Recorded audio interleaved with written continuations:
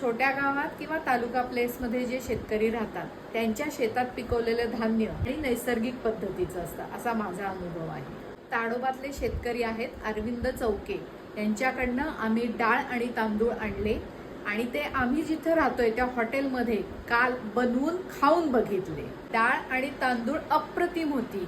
का ते आपण त्यांच्याच तोंडून ऐकूयात. मी ताडोबा क्षेत्रातला गाईड पण आहे. ही स्वतःची शेती आहे. गावरानी तूर डाळ आहे. हे शिजायसाठी पण चांगली आहे आणि लहान जो बालक असतात जे दुधावरून आपण त्यांना हलका आहार देणं चालू करतो तेव्हा हा वरण भात वगैरे त्यांना दिला त्यांच्या आरोग्यासाठी खूप चांगला आहे आणि त्यांचा वेट वगैरे चांगला वाढतो. आमच्याकडे जे गावरान तांदूळ आहेत जय श्रीराम, हे डायबेटीस साठी चांगले आहेत पण डायजेशन साठी पण खूप चांगले आहेत. त्यावरला आम्ही मड काढून घेत नाही. व्यापारी लोक जे आहेत ते मड काढून घेतात. श्रीरामचे तांदूळ 30 रुपये केजी. सुंदर चव आहे आणि हलके पण आहे, पचायला अतिशय छान आहे.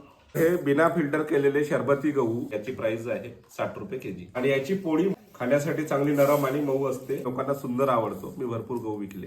ही गावरान तूड आहे. यांची प्राइस 200 रुपये केजी आहे. सगळे जे धान्य आहे आम्ही आमच्या शेतामध्ये पिकवतो, स्वतः पिकवतो आणि आरोग्याला उत्तम चांगले आहे. अरविंद चौकेंचा फोन नंबर आहे 8007165942. ताडोबाला आला तर चौकेंना फोन करा आणि त्यांच्याकडनं डाळ, तांदूळ आणि गहू थोडेसे नक्की घ्या. संधी मिळेल तेव्हा गावातल्या शेतकऱ्यांकडून धान्य विकत घ्या, म्हणजे आपल्यालाही ऑर्गॅनिक खाता येईल आणि त्यांनाही थोडी मदत होईल. एन्जॉय.